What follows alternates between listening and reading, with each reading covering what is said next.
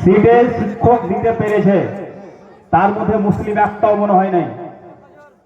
এবং ওই 2023-এর বিজ্ঞপ্তিতে মোট 36টা সাবজেক্টের বিজ্ঞপ্তি দেওয়া হয়েছিল এবং 36টা সাবজেক্টের একদিনই পরীক্ষা হয়েছে।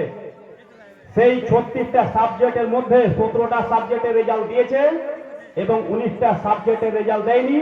তার মধ্যে সবচেয়ে যেটা বড় কথা সেটা হলো মুসলমানদের শিক্ষা প্রতিষ্ঠানগুলোতে যেগুলা তাদের ধর্মীয় শিক্ষা হয়, যেমন অ্যারাবিক, অ্যাডভান্স অ্যারাবিক থিওলজি, এইগুলার বিষয়ে একটাও রেজাল্ট দেওয়া হয়নি। অথচ আজকে আমরা ঘুমাচ্ছি। আর হয়তো আপনারা অনেকে জানেন, গত 1.5 মাস থেকে 2 মাস আগে একটা পরীক্ষা হয়েছে, যেটা হলো এসএসসি তথা স্কুল সার্ভিস কমিশন। ওই স্কুল সার্ভিস কমিশনের পরীক্ষা হওয়া হলো মাত্র 2 মাস, আর তার রেজাল্ট হবে আগামী 3 নভেম্বর।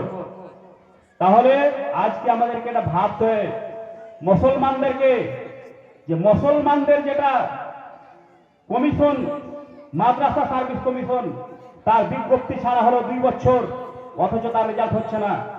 আর স্কুল সার্ভিসের বিজ্ঞপ্তি ছাড়া হলো 2 মাস, তার রেজাল্ট হয়ে যাবে আগামী 3 তারিখ।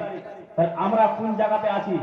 আজকে আমরা আওয়াজ তুলছি না, আজকে আমরা ঘুমিয়ে আছি, আজকে আমাদের শরীর থেকে মাংস কেটে নিয়ে চলে যাচ্ছে, অথচ আমরা ঘুমাচ্ছি। কিন্তু যদি আজকে আমরা এইভাবে ঘুমাতেই থাকি, তাহলে কিন্তু আমাদের ভবিষ্যৎ একেবারে অন্ধকার আছে।